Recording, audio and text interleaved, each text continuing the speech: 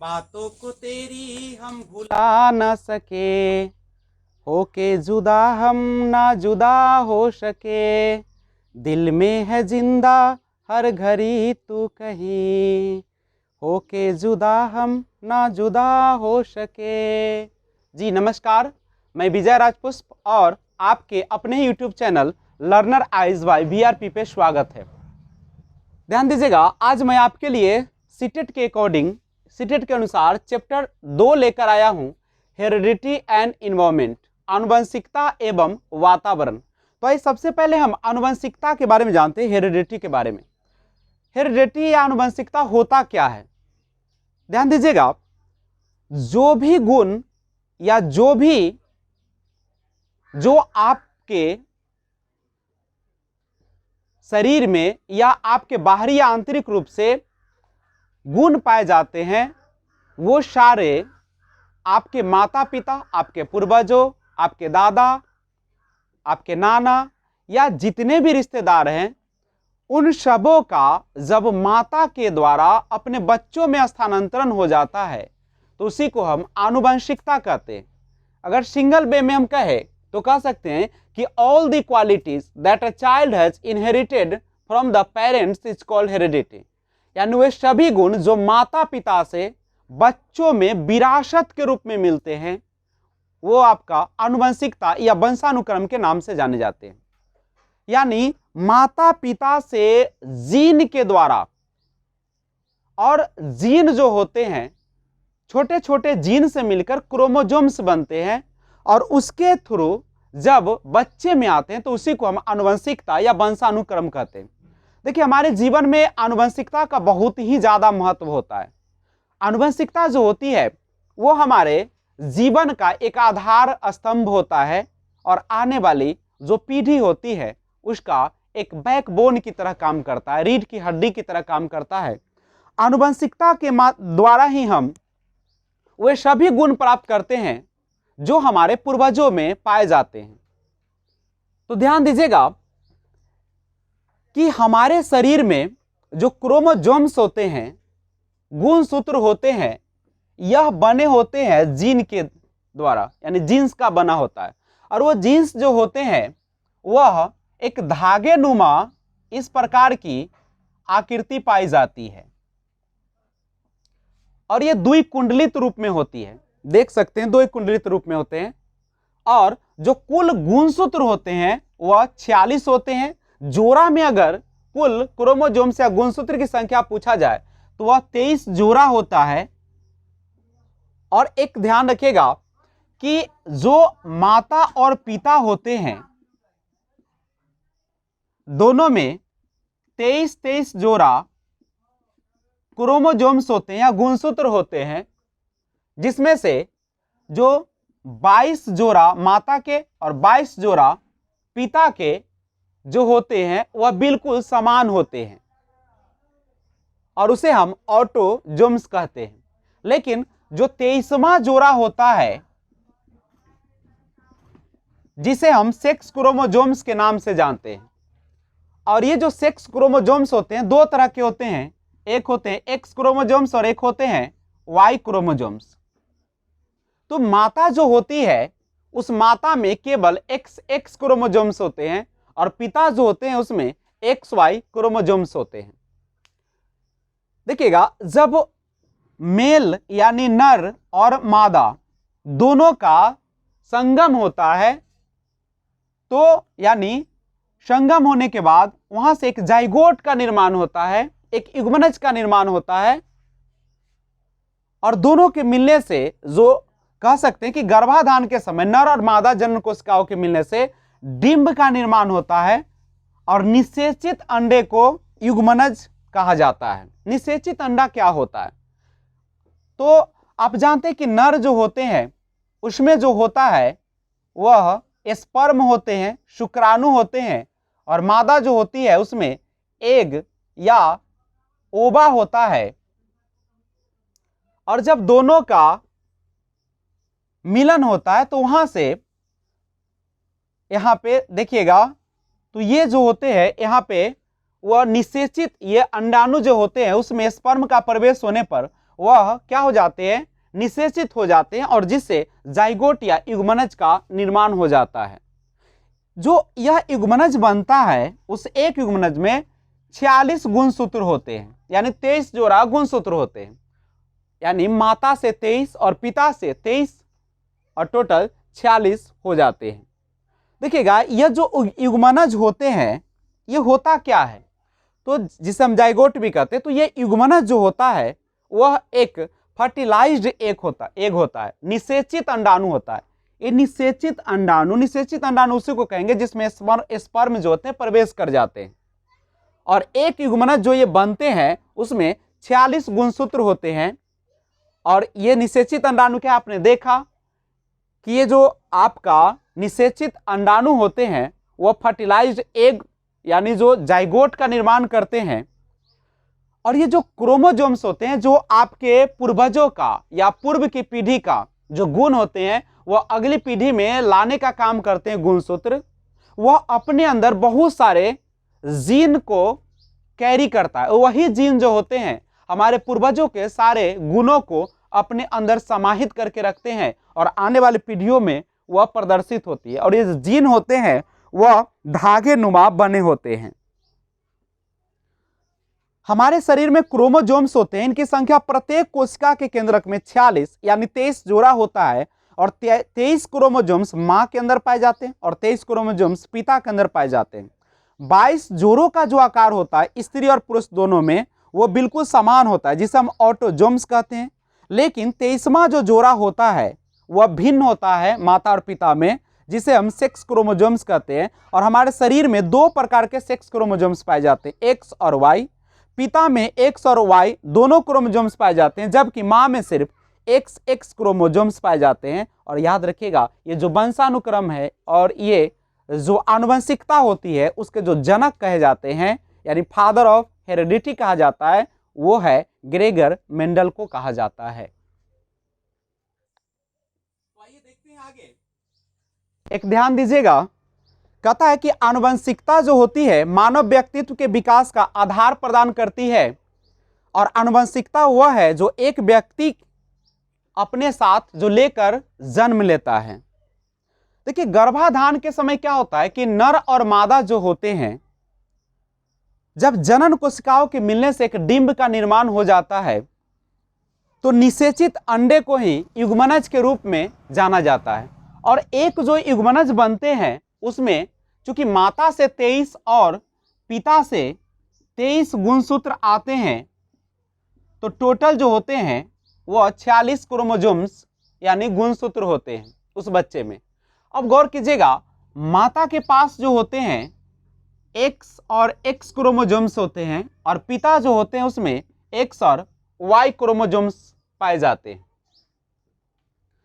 जब माता का एक्स क्रोमोजोम्स और पिता का एक्स क्रोमोजोम्स दोनों के मिलन से जो नए जाइगोट का निर्माण होता है या निषेचित अंडाणु का जो निर्माण होता है, तो इससे होने वाले जो बच्चे होते हैं वह बेबी गर्ल होते हैं, यानी एक लड़की का जन्म होता है।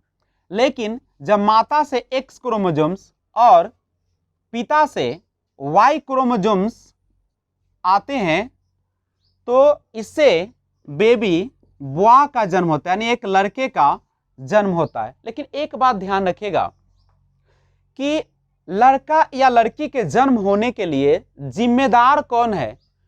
तो ध्यान रखिएगा कि ये जो है एक केमिकल फर्टिलाइजेशन है, एक केमिकल रिएक्शन होता है जिसके कारण ये आपका एक्स या एक्स वाई क्रोमोजोम्स बनते हैं।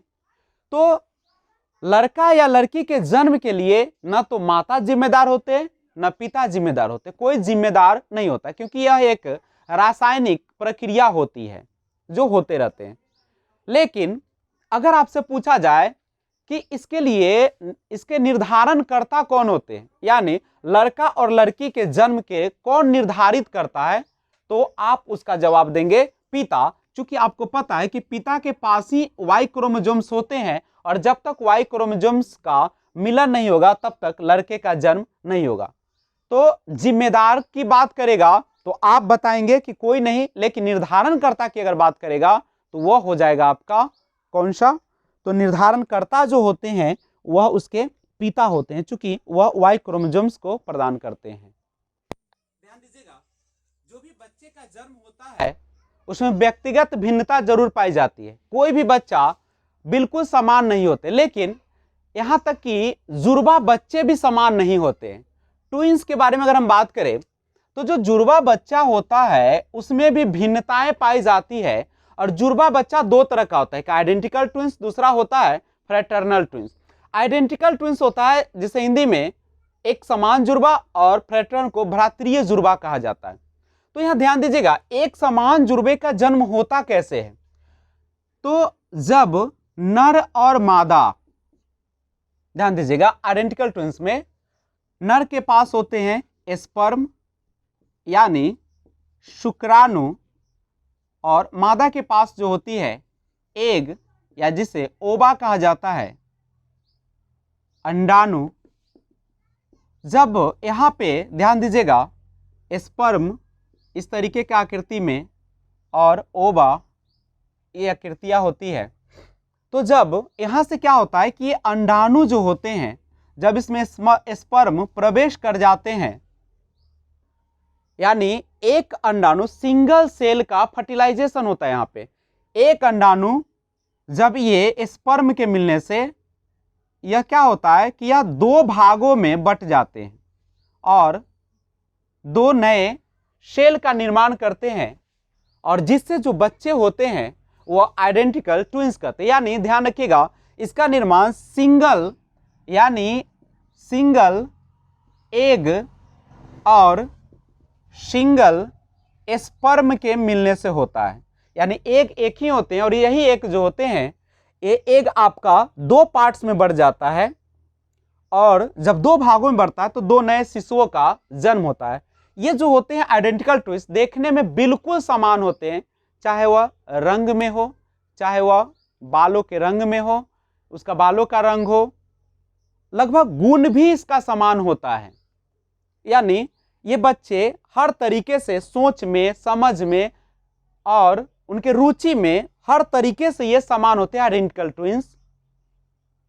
इसलिए इसे हम लोग मोनोजाइगोटिक भी कहते हैं, इसे मोनोजाइगोट भी कहा जाता है। फ्रेटर्नल ट्विंस या भ्रातृय जुड़वा क्या होता है, तो इसमें ध्यान दीजिएगा, मादा या नर और मादा, तो नर का जो स्पर्म है शुक्राणु और मादा का एग, यानी यहाँ पे क्या होता है कि दो जो होते हैं एग, दो स्पर्म, ये दोनों का जब मिलन हो जाता है तो यहाँ पे दो नए सेल का निर्माण हो जाता है, और अलग अलग, इसमें सिंगल सेल से नहीं डबल सेल, यानी दो अंडाणु रहते हैं, दो शुक्राणु भी होते हैं, और जिससे दो नए बच्चे का जन्म होता है उसे हम लोग फ्रेटर्नल या डाइजाइगोटिक भी इसे कहते हैं, डाइजाइगोट भी इसे कहा जाता है। डाई मीन्स दो होता है, और इसका जो होता है जब ये दोनों बच्चे होंगे तो इसका लगभग समान नहीं होगा, इसमें बहुत सारी भिन्नताएं भी हो सकती है। अब जरूरी नहीं कि भिन्नता ही हो, समान भी हो सकता है, लेकिन इसके समझ में, सोच में, रुचि में, रंग में, रूप में, आकार में, बॉडी वेट में, लंबाई में, हर तरीके से ये डिफरेंट भी हो सकते हैं।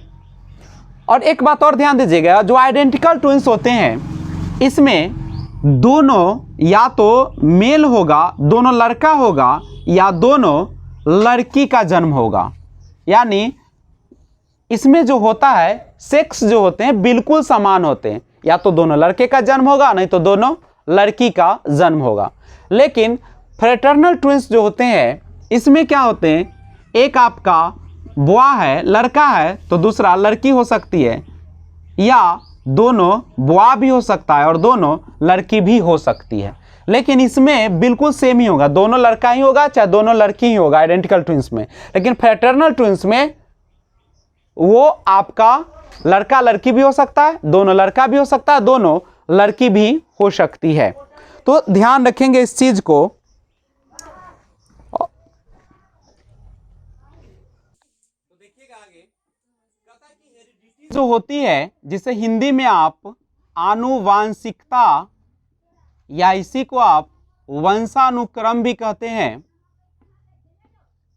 अच्छा बताइए, ये तो हमारे पूर्वजों से प्राप्त होते हैं, यानी पूर्वजों से जो भी प्राप्त होते हैं क्रोमोसोम्स या जीन के माध्यम से, गुणसूत्र के माध्यम से, वही आपका आनुवंशिकता या वंशानुक्रम कहलाता है। ये जो आनुवंशिकता होती है, मैंने कहा था कि हमारे पीढ़ी का यानी बच्चों का जो ये आधार स्तंभ होता है, एक पिलर की भांति कार्य करता है। और ये जो आनुवंशिकता होती है वह स्टैटिक होता है। स्टैटिक बोले तो स्थिर होता है, इसे बदला नहीं जा सकता है, यानी यह फिक्स्ड होता है। ऐसा नहीं है कि आप किसी बाजार से जाकर और इसे खरीद कर बदल लेंगे। जो आपके माता पिता या पूर्वजों से प्राप्त हुए हैं वही आप में स्थिर रहेगा। यानी आनुवंशिकता जो होता है वह एक स्थिर टर्म है, इसे हम किसी भी हालत में बदल नहीं सकते हैं।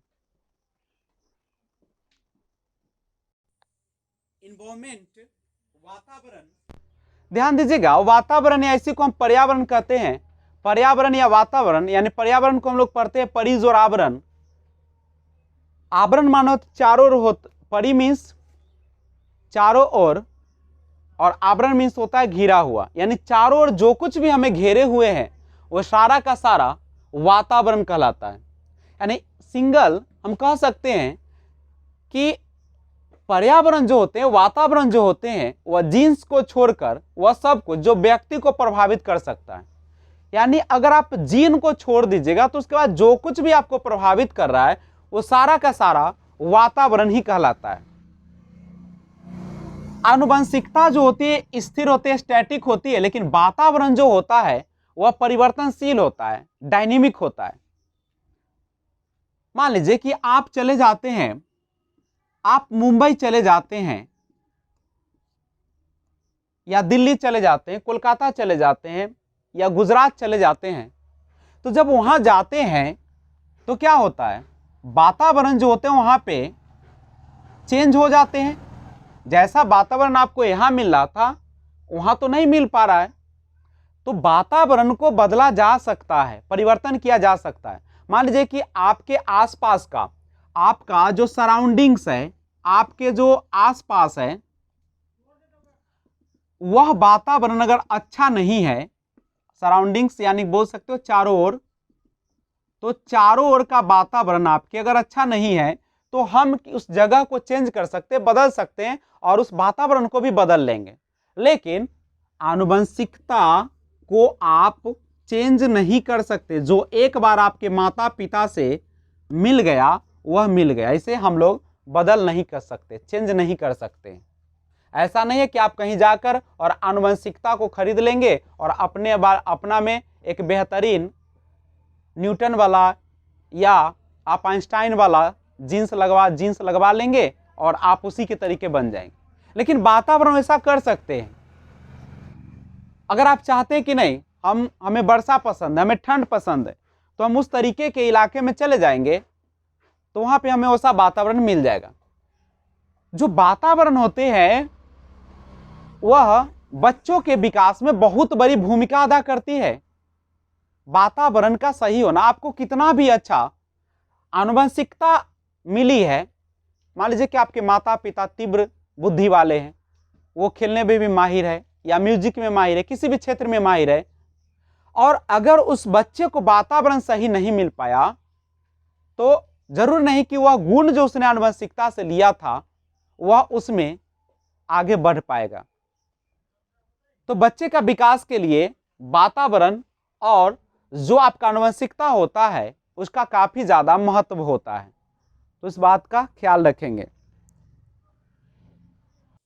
तो आइए देखते हैं वातावरण जो होते हैं, टाइप्स ऑफ इन्वायरमेंट को देखते हैं। टाइप्स ऑफ इन्वायरमेंट यानी वातावरण के प्रकार। तो वातावरण के प्रकार में अगर हम देखते हैं तो वातावरण जनरली जो होते हैं वह दो प्रकार का होता है। एक होता है जिसे हम इंटरनल इन्वायरमेंट बोलते हैं, आंतरिक वातावरण कहते हैं, और दूसरा जो होता है जिसे एक्सटर्नल इन्वायरमेंट यानी बाह्य वातावरण कहते हैं। अब ये होता क्या है, तो कहता है कि बच्चे के जन्म से पहले जो वातावरण मिलता है उसी को हम आंतरिक वातावरण कहते हैं। यानी बच्चे जब माँ के गर्भ में होते हैं तो माँ के गर्भ में उसे जो कुछ भी मिलता है, जैसा भी वातावरण मिलता है, वह सारा का सारा आंतरिक वातावरण कहलाता है। चाहे माता अगर अच्छे न्यूट्रिशन पोषण नहीं ले पा रही है तो फिर वह बच्चे को प्रभावित करेगा। मान लीजिए कि माँ जो है नशीली दवाओं का सेवन करती है तो बच्चे के विकास पर भी असर पड़ेगा। तो आंतरिक वातावरण यानी माता के गर्भ में जो बच्चे पल रहे हैं उसे जो भी वातावरण आप प्रदान कर रहे हैं वो सारा का सारा आंतरिक वातावरण कहलाता है। अब आंतरिक वातावरण न केवल वह माँ के गर्भ में मिले चीजों से प्रभावित होता है, बल्कि माँ को जो भी चीजें प्रभावित करेगी वह सारा का सारा उस आंतरिक वातावरण को भी प्रभावित करेगी। जैसे मान लीजिए कि घर का वातावरण सही नहीं है और माँ जो है हमेशा गुस्से में रहती है या चिड़चिड़ा सी रहती है, तो फिर उसका असर जो होता है आंतरिक वातावरण पर भी पड़ेगा। अगर मान लीजिए कि घर के लोग जो है से उस माता को गर्भाधान के बाद अगर उसे महाकाव्य रामायण महाभारत या किसी भी प्रकार का या कुरान जो भी है अपना विश्वास जिसमें है, अगर उस तरीके के ग्रंथ पढ़ने के लिए मजबूर करते हैं, पूजा पाठ करने के लिए मजबूर करते हैं और अगर माँ को पसंद नहीं है तो फिर उसका आंतरिक वातावरण बिल्कुल प्रभावित हो जाएगा और जिससे बच्चे का विकास सही ढंग से नहीं हो पाएगा। तो उस समय माँ के रुचि के अनुसार ही उसे काम देने की स्वतंत्रता मिलनी चाहिए और घर के वातावरण को अच्छा बना के रखना चाहिए, साफ सुथरा रखना चाहिए और ऐसा वातावरण कभी ना उत्पन्न करे जिससे माँ को किसी भी प्रकार की परेशानी का सामना करना पड़े, वरना आंतरिक वातावरण प्रभावित होगा और बच्चे जो पल रहे हैं उस पर काफी असर पड़ेगा। बाह्य वातावरण वो सारे वातावरण कहलाएंगे जो आंतरिक वातावरण को छोड़ देंगे। तो आंतरिक वातावरण को छोड़कर यानी जो बच्चे के जन्म के बाद जो कुछ भी मिलता है, जो भी वातावरण मिलेगा वह सारा का सारा बाह्य वातावरण कहलाता है। अब बाह्य वातावरण में बहुत सारे हो सकते हैं, जैसे सामाजिक वातावरण हो सकता है। इसमें माता पिता परिवार के सदस्य, खेल के साथ अध्यापक पड़ोसी आदि भी शामिल हो सकते हैं। भौतिक वातावरण, इसमें भोजन, तापमान, जलवायु, घर तथा स्कूल आदि शामिल होते हैं। और मानसिक वातावरण, इस वातावरण से अभिप्राय दिमाग का विकास होना है। वातावरण के साथ समायोजन करके हम अपने दिमाग का विकास करते हैं और संवेगात्मक जो विकास होता है इस वातावरण में अपने मित्रों, संबंधियों तथा अध्यापकों का संवेगात्मक स्वभाव शामिल होता है। तो ध्यान दीजिएगा, प्रकृति बनाम पोषण, नेचर वर्सेस नर्चर। देखिए इस पर बहुत सारे डिबेट होते हैं, इस पर बहुत सारे लोगों का अपना अपना मत है। कुछ लोगों का कहना है कि प्रकृति जो होता है से बेहतर होता है, कुछ लोगों का कहना है कि पोषण बेहतर होता है। लेकिन आइए हम लोग जानते हैं कि कौन बेहतर है। देखिए नेचर यानी प्रकृति, प्रकृति का संबंध जो होता है वह हेरिडिटी से होता है, आनुवंशिकता से होता है, जो कि फिक्स्ड होता है, निश्चित होता है, स्टैटिक होता है, स्थिर होता है, इसे आप बदल नहीं सकते लाख चाहने पर भी। तो जो आनुवंशिकता होती है वो हमारे बच्चे के जीवन पर बहुत बड़ा असर डालती है। आपके आनुवंशिकता का अच्छे क्वालिटी नहीं प्राप्त होते हैं तो बच्चे में जो विकास की प्रक्रिया होती है वह बाधित हो सकती है। मान लीजिए कि मंद बुद्धि के माता पिता है तो ज्यादा संभावना होगा कि उसके बच्चे भी मंद बुद्धि के होंगे। और ये प्रकृति जो है हेरिडिटी यानी आनुवंशिकता से संबंधित है। आनुवंशिकता से यह जो होता है वह संबंधित होता है और ये हमारे माता पिता से प्राप्त होते हैं। लेकिन जो पोषण होते हैं जिसका संबंध होता है इन्वायरमेंट से, वातावरण से इसका संबंध होता है। तो वातावरण जो होते हैं वह बच्चे के जीवन में काफी महत्वपूर्ण भूमिका अदा करते हैं। अगर वैसे देखा जाए कि मान लीजिए किसी बच्चे को जो है हेरिडिटी से तो बहुत अच्छे, आनुवंशिकता से बहुत अच्छे गुण प्राप्त हुए हैं, लेकिन वातावरण अगर सही नहीं रखा गया तो फिर बच्चे का वो आनुवंशिकता बेकार चली जाएगी। मान लीजिए कि दो बच्चे हैं, एक बच्चे को बिल्कुल ऐसे माहौल में रखा गया, समृद्ध माहौल में, जहां पे उसके विकास के लिए हर चीज सुविधाएं थी और उसको प्रेरित भी किया जाता था, और दूसरा बच्चा एक ऐसे माहौल में रखा गया जहां पे गरीबी था और जहां उसे खाने के लिए भी सोचना पड़ता था और उसे प्रेरणा के जगह पे उसे हतोत्साहित किया जाता था। तो आप ही बताइए कि बच्चे का विकास कहाँ पे सही होगा? तो वातावरण में, जहां पे वातावरण अच्छा होगा, जिसको समृद्ध माहौल मिला होगा, वह बच्चे ज्यादा विकास करेंगे। ध्यान दीजिएगा, अगर वातावरण भी बहुत अच्छा मिल जाए लेकिन आनुवंशिकता खराब हो, मान लीजिए कि अगर माता पिता की प्रवृत्ति चोरी में लगी हुई है, डकैती में लगी हुई है, लूटपाट में लगी हुई है, उसकी आनुवंशिकता उसी प्रकार का है, तो ज्यादा संभावना हो कि बच्चे का भी वही संस्कार होगा। लेकिन मान लीजिए कि माता पिता काफी विद्वान है, काफी तेज है, और उस बच्चे को एक चोर के ग्रुप में रख दिया जाए तो फिर वह चोर बनने की संभावना रहेगी। लेकिन दोनों का अपना महत्व है, आप किसी एक को ज्यादा महत्व नहीं दे सकते। अगर आपसे पूछा जाए कि आप ही बताइए प्रकृति और पोषण में सबसे बेहतर कौन है, तो दोनों अपने स्थान पर सही है, और जो डेवलपमेंट होता है, जो विकास होता है, वह आपके आनुवांशिकता और वातावरण का प्रोडक्ट होता है, गुणनफल होता है। क्वेश्चन पूछा भी गया है जिसमें दिया गया था योगात्मक होता है आनुवंशिकता और वातावरण, जो कि नहीं होता है। आनुवंशिकता और वातावरण का प्रोडक्ट होता है, यानी डेवलपमेंट जो होते हैं हेरिडिटी और इन्वायरमेंट का प्रोडक्ट होते हैं, ज्वाइंट प्रोडक्ट होते हैं, यानी दोनों का महत्व होता है। आपसे क्वेश्चन पूछा भी जाता है कि निम्न में कौन सा कथन सही, आपको देता है development is equal to heredity plus environment, development is equal to heredity minus environment, development is equal to heredity divide environment, development is equal to heredity into environment.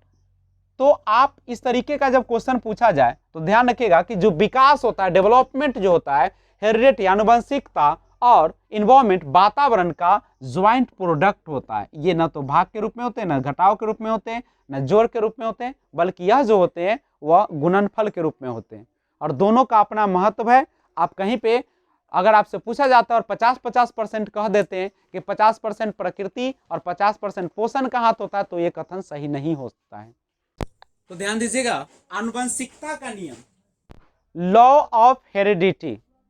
देखिए, लॉ ऑफ हेरिडिटी 1866 ईस्वी में जो ग्रीगर Mendel थे, उन्होंने दो प्रकार के heredity आनुवंशिकता का नियम दिए थे, लॉ ऑफ सेग्रीगेशन यानी पृथकीकरण का, और लॉ ऑफ इंडिपेंडेंट स्वतंत्रता का।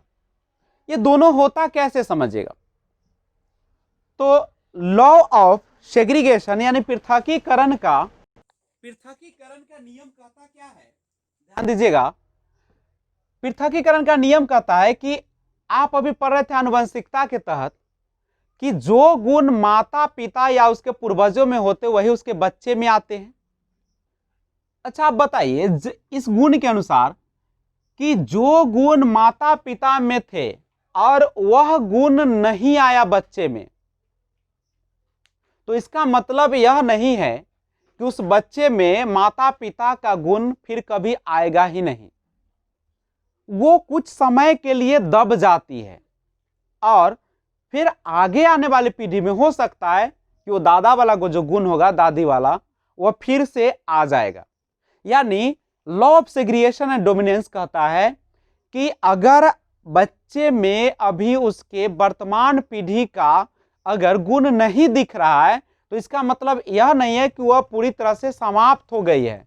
वह फिर किसी न किसी पीढ़ी में आकर और फिर अपना उस रूप को प्रदर्शित कर देगी। तो उसी को हम लोग लॉ ऑफ सेग्रीगेशन कहते हैं। यानी जो गुण एक बार किसी व्यक्ति में पाया जाता है वह कभी समाप्त नहीं होता, वह कई पीढ़ियों तक आ सकता है।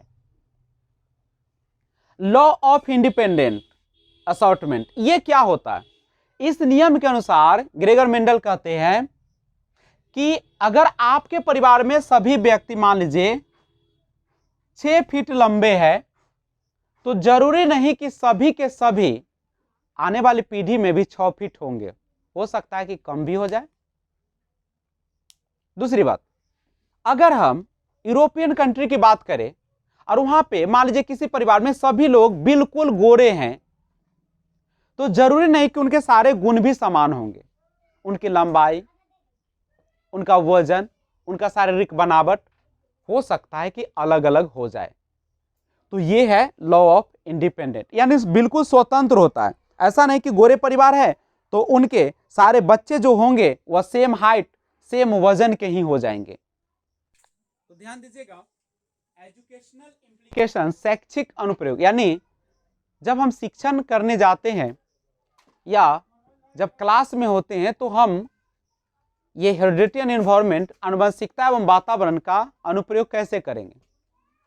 तो सबसे पहले समझिएगा, बच्चों की पृष्ठभूमि का पता चल पाता है जब हम उसके आनुवंशिकता और वातावरण को देखते हैं, तो उससे हम उसकी पृष्ठभूमि का पता चल जाता है और उसके अनुसार हम उसके बीच में अंतर नहीं करेंगे। मान लीजिए कि किसी बच्चे के माता पिता बिल्कुल गरीब है, आर्थिक स्थिति से कमजोर है, समाज से वंचित है, तो ऐसा नहीं कि हम उस बच्चे को इग्नोर करेंगे। और जो एक प्रतिष्ठित व्यक्ति है, समृद्ध परिवार से है और उसे किसी प्रकार की दिक्कतें अगर नहीं आती है, तो हम ऐसा नहीं कहेंगे कि तुम अच्छे हो पढ़ने में, तुम बहुत आगे चल के अच्छे बनोगे, तुम मेरे प्रिय हो। तो इस तरीके का व्यवहार न करके एक समानता हम अपनाएंगे क्लास में, जिससे बच्चे को प्रेरणा मिल पाएगी। वंशानुक्रम से व्यक्तियों में भिन्नता पाई जाती है, हम सभी को पता है, और इसको ख्याल में रखकर हम उसी के अनुसार शिक्षण प्रक्रिया को आगे बढ़ाएंगे। बच्चों की क्षमताओं का पता करके उसके अनुसार शिक्षण प्रक्रिया प्रदान करेंगे और परिस्थिति एवं वातावरण के अनुसार शिक्षण देंगे। जिस प्रकार का परिस्थिति होगा, जिस प्रकार का वातावरण होगा, उसको आसपास से जोड़ेंगे और उसी के अनुसार हम अपने शिक्षण व्यवस्था करेंगे। तो ये आपका इसकी उपयोगिता होती है। अब ध्यान दीजिएगा, कुछ जो होते हैं इससे रिलेटेड बेसिक क्वेश्चंस होते हैं जिसमें अक्सर बच्चे गलती करते हैं सीटेट में। तो देखिए कैसे क्वेश्चन को, सबसे पहले अगर आपसे पूछ लिया जाए, जो पूछा जाता है कि लिंग निर्धारण के लिए कौन जिम्मेदार है, यानी who is responsible to determine gender या सेक्स, तो इसके लिए हम सभी को पता है कि कोई नहीं होता, चूंकि यह एक रासायनिक प्रक्रिया होती है। ना तो माता जिम्मेदार होते हैं न पिता। चूंकि आपने पढ़ा है कि जब जाइगोट का निर्माण होता है, युग्मनज का निर्माण होता है, तो माता से 23 गुणसूत्र और पिता से 23 गुणसूत्र आते हैं, तो बच्चे में टोटल 46 गुणसूत्र आते हैं, जिसे जोड़ा में अगर पूछा जाए तो हम लोग बोलते हैं 23 जोड़ा। अब यहां से गौर कीजिएगा, ये क्वेश्चन तो हो गया, लेकिन इसी क्वेश्चन को थोड़ा सा घुमा के पूछे कि लिंग निर्धारण करता कौन है। तो लिंग निर्धारण करता कौन है, तो वह होता है पिता होते। क्यों? क्योंकि पिता के पास जो होते हैं XY क्रोमोसोम्स होते हैं और माता के पास XX होते हैं। और लिंग लड़का या लड़की होने के लिए, जैसे लड़की होने के लिए XX क्रोमोसोम्स और लड़के के जन्म के लिए XY क्रोमोसोम्स, तो Y है किसके पास? पिता के पास, नर के पास, मेल के पास। तो जब तक Y क्रोमोसोम्स आएगा नहीं तब तक लड़के का जन्म नहीं होगा, बुआ का जन्म नहीं होगा। और गर्ल के लिए XX तो माता के पास है ही।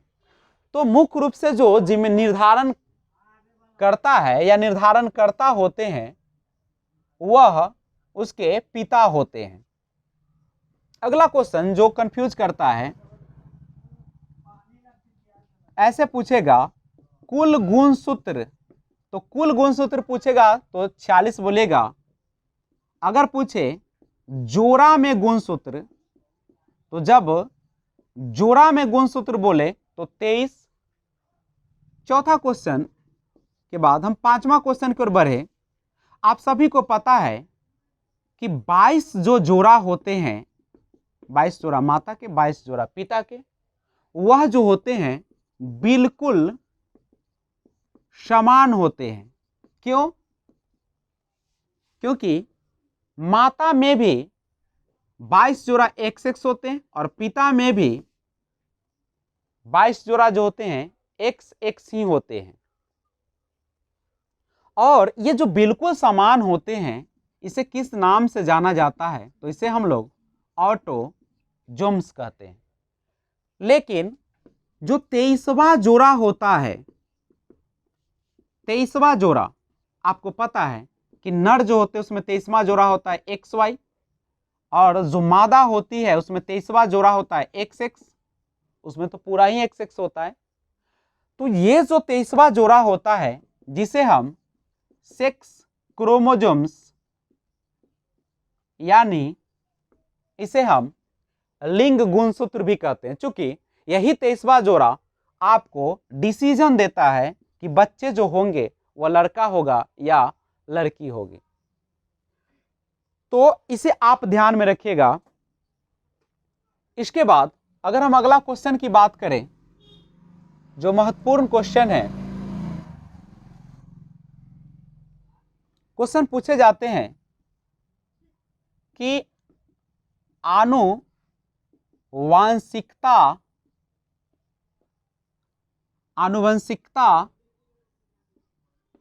कैसी प्रक्रिया है? तो आनुवंशिकता जो होती है वह स्थिर प्रक्रिया है। एक बार जो आपके माता पिता या पूर्वजों से मिल गया उसे आप बदल नहीं सकते हैं। तो इस चीज का आप ख्याल रखेंगे। दूसरी बात,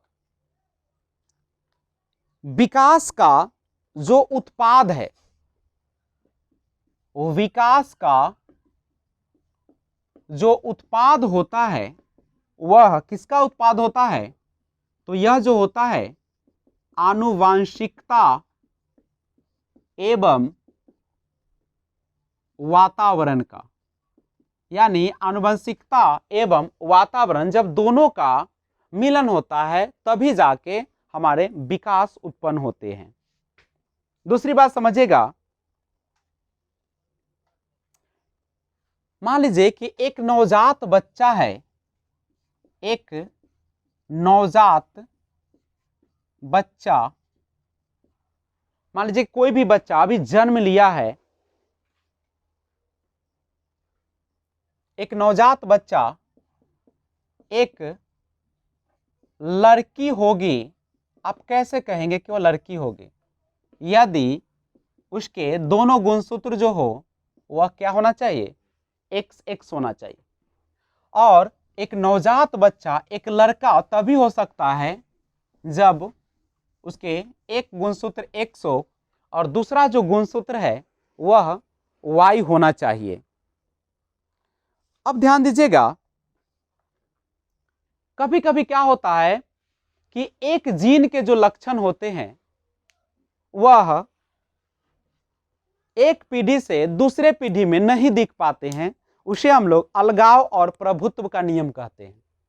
तो ध्यान रखिएगा, मान लीजिए कि एक पीढ़ी का गुण दूसरे पीढ़ी में न आ पाना किसी कारण से, तो इसको हम अलगाव और प्रभुत्व का नियम कहते हैं।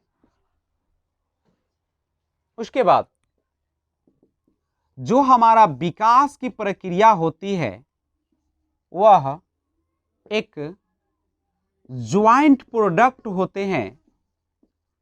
किसका? तो वह हेरिडिटी एंड इन्वायरमेंट का।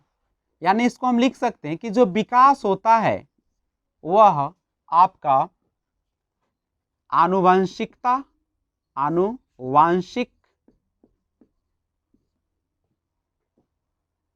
और वातावरण या पर्यावरण का एक गुणनफल रूप होता है। तो इस तरीके से जो कुछ क्वेश्चन है उसको आप ध्यान में रखेंगे।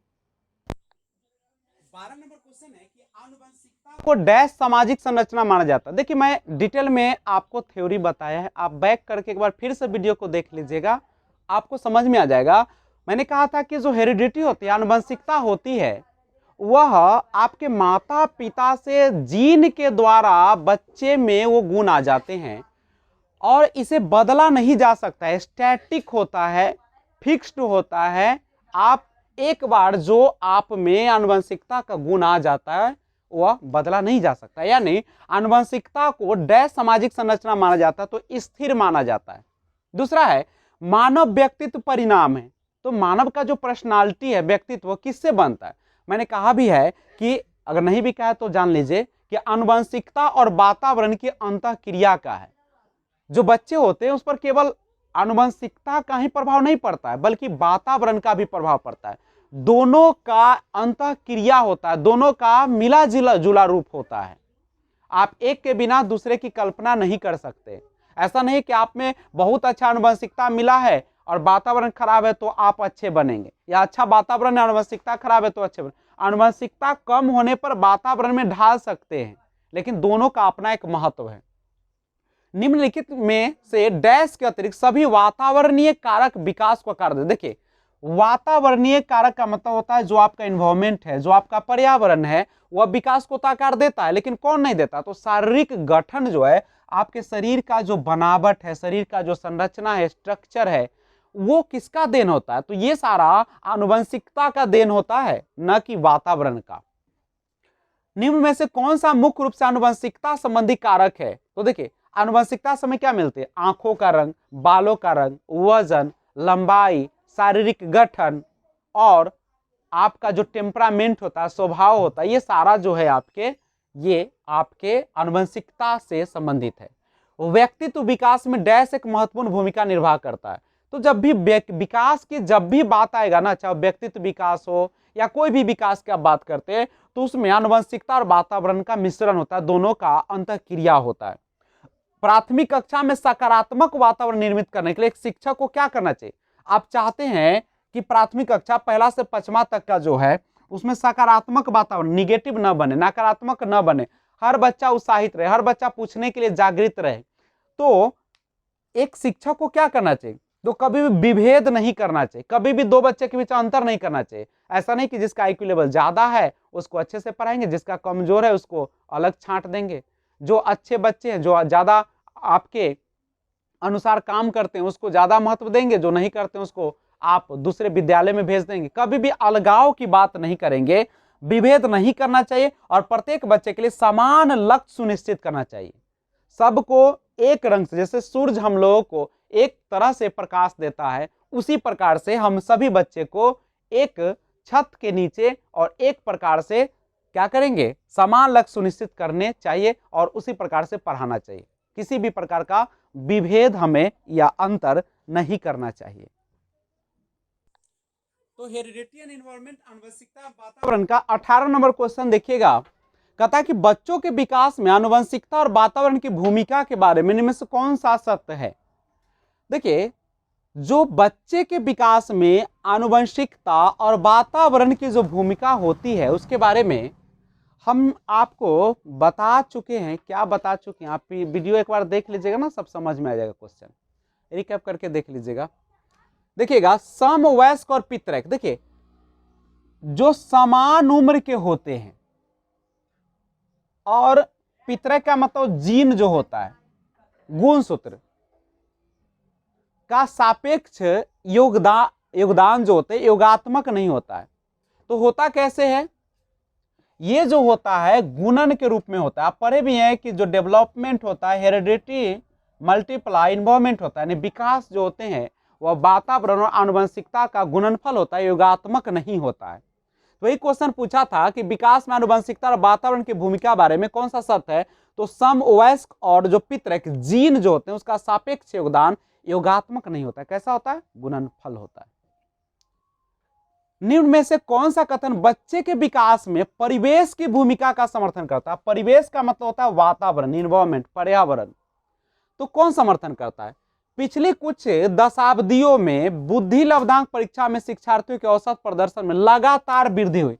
तो लगातार वृद्धि हो रही है, बता रहा है कि परिवेश जो है, वातावरण जो उसमें महत्वपूर्ण भूमिका निभा रहा है। कौन सा कथन सत्य है? आनुवंशिक बनावट जो होते व्यक्ति की परिवेश की गुणवत्ता के प्रति प्रत्युत्तरात्मकता को प्रभावित करती, यानी जो आपका आनुवंशिक बनावट है, जो आपके माता पिता के द्वारा जो दिए गए हैं गुण, और उससे जो आप बनावट बना है, वह परिवेश वातावरण का जो गुण है उसके प्रति जो होती है वह प्रत्युत्तरात्मकता को प्रभावित करती ही है। मानवीय विकास में आनुवंशिकता एवं परिवेश की भूमिका के संदर्भ में कौन सा कथन समुचित है? विकास में आनुवंशिकता और वातावरण, तो क्या है? आप सभी जानते हैं कि विकास के विभिन्न क्षेत्रों में आनुवंशिकता एवं परिवेश का सापेक्षिक प्रभाव परिवर्तनशील होता है, बदलते रहता है। प्रकृति पोषण विवाद में किससे संबंधित है? तो प्रकृति जो होता है आनुवंशिकता को दिखाता है और पोषण जो होता है वातावरण को दिखाता है। तो ध्यान रखिए, अगर आपसे क्वेश्चन पूछ दिया जाता कि प्रकृति पोषण विवाद में प्रकृति किसको संबोधित करती है, तो आंसर हो जाता आनुवंशिकता को या आनुवंशिकी को। पूछा प्रकृति पोषण विवाद में पोषण किससे संबंधित है, तो वहां पे जवाब होता वातावरण से। तो इन सब क्वेश्चन को बार बार देखिएगा और बार बार दिमाग में लाने का प्रयास कीजिएगा। 23 नंबर क्वेश्चन है कि प्रकृति पोषण विवाद में ध्यान दीजिएगा, प्रकृति पोषण, प्रकृति जो होता है आपका आनुवंशिकता से संबंधित होता है और पोषण जो होता है से वातावरण से संबंधित होते हैं। विवाद में प्रकृति से क्या अभिप्राय है? तो प्रकृति यानी आपका आनुवंशिकता ऑप्शन है तो मार दीजिएगा, नहीं तो जैविकीय विशिष्टताएं, चूंकि बायोलॉजिकल क्वालिटीज या कैरेक्टरिस्टिक्स को लेके आता है, या वंशानुक्रम या आनुवंशिकी सूचनाएं। तो ध्यान रखिएगा, प्रकृति से अभिप्राय है ये सारे। क्या बच्चे इसलिए भाषा अर्जन करते हैं क्योंकि उनमें आनुवंशिक के रूप से ऐसा करने की पूर्व प्रवृत्ति होती है, या उनके माता पिता प्रारंभिक अवस्था से उन्हें गहन रूप से सिखाते हैं? यह प्रश्न आवश्यक रूप से दर्शाता है, क्या दर्शाता है? देखिएगा, बच्चे इसीलिए भाषा अर्जन करते हैं क्योंकि उनमें आनुवंशिक रूप से ऐसा करने की पूर्व प्रवृत्ति होता है। चूंकि बच्चे में पहले से ही यह आपके आनुवंशिक या हेरिडिटी से प्राप्त होते हैं, और उसके बाद माता पिता प्रारंभिक अवस्था से ही उन्हें गहन रूप से सिखाते हैं। सिखाते मतलब क्या? बाहर की बात है, वातावरण की बात है। यानी यह जो बात किया जा रहा है आनुवंशिकता और वातावरण पर बहस को दिखा रहा है, यानी प्रकृति और पोषण पर बहस है ये। किसी व्यक्ति को आकार देने में वातावरण के घटकों की कोई भूमिका नहीं होती। क्या ऐसा कहीं लिखा है क्या कि किसी व्यक्ति के आकार, जो उसका शेप है, उसका साइज है, उसका फिजिक है, यानी शारीरिक बनावट है, क्या उसमें वातावरण के घटकों की कोई भूमिका नहीं होती है? क्योंकि प्रत्येक व्यक्ति की वृद्धि उसके आनुवंशिक संरचना से केवल हमारे माता पिता से जो प्राप्त होते हैं आनुवंशिक गुण, क्या उसी से निर्धारित हो जाते हैं कि हम किस प्रकार की संरचना बनाते हैं? तो यह कथन बिल्कुल गलत है, क्योंकि बहुत से शोध यह सिद्ध करते कि विकास में वातावरण का बड़ा प्रभाव पड़ सकता है। न केवल वातावरण का बल्कि आनुवंशिकता का भी प्रभाव पड़ता है। यानी किसी भी बच्चे के विकास में आनुवंशिकता और वातावरण दोनों का लगभग बराबर तो नहीं, लेकिन बहुत हद तक दोनों अंतर संबंधित होते हैं और दोनों का प्रभाव पड़ते ही हैं। तो इसे याद रखेंगे। तो मैं आशा करता हूं कि आपको यह वीडियो अच्छी लगी होगी। अगर आपको यह वीडियो पसंद है तो आप इसे जरूर सब्सक्राइब कर देंगे और बेल आइकन को प्रेस कर देंगे। Thanks for watching, keep watching, safe रहिए। जय हिंद, जय भारत।